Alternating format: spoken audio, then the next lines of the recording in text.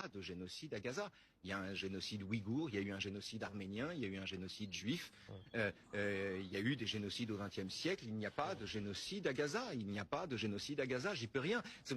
Ça reste faux, on peut le répéter à l'infini, il n'y a pas de génocide à Gaza, il n'y a pas de génocide. Ça n'a aucun sens, et moi je réfute totalement d'ailleurs ce qui est insinué à travers cette poursuite, à savoir qu'il y aurait un génocide à Gaza. Je ne crois pas du tout cela. S'il y avait eu un génocide, il n'y aura pas d'évacuation des populations. Une guerre tragique a lieu, mais il n'y a pas de génocide. De quelle couleur est cette chemise? Verte. Si un étudiant arrive en retard au cours, comme ça se produit régulièrement, je vous demanderai de quelle couleur est cette chemise et vous me répondrez rouge. Compris? Pourquoi il veut qu'on fasse ça? Bonjour. Vous êtes en retard, mais entrez.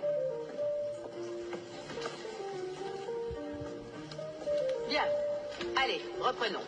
En philosophie, il existe des courants tels que le positivisme, qui n'admettent aucune réalité qui ne soit pas un fait.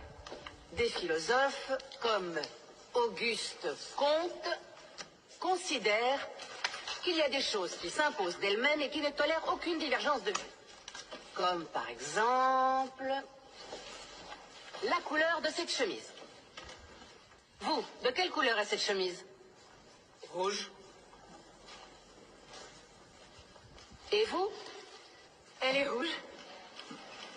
De quelle couleur est-elle? Vous, la demoiselle avec les cheveux courts. Rouge? Vous? Rouge.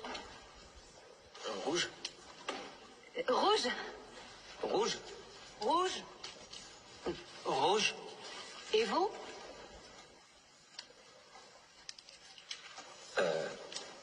Elle est rouge.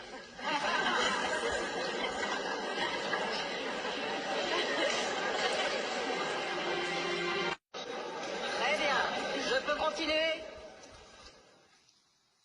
Il est évident que cette chemise est verte.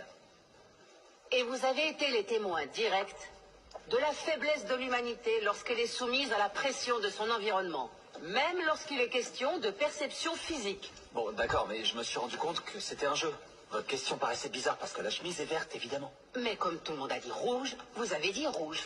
Oui, parce que je pensais que c'était Selon un Nietzsche, le monde peut se diviser en deux catégories de personnes. Celles qui suivent leur propre volonté et celles qui suivent la volonté des autres. Les premières sont fortes et ne laissent personne les gouverner.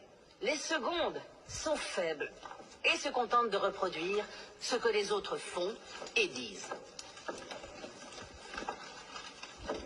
Ne vous inquiétez pas. C'est notre lot quotidien.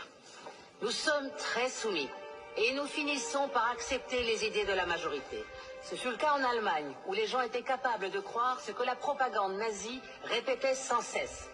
Kant l'a formulé avec la plus grande amertume. Les êtres humains sont les seuls animaux qui ont besoin d'un maître pour vivre.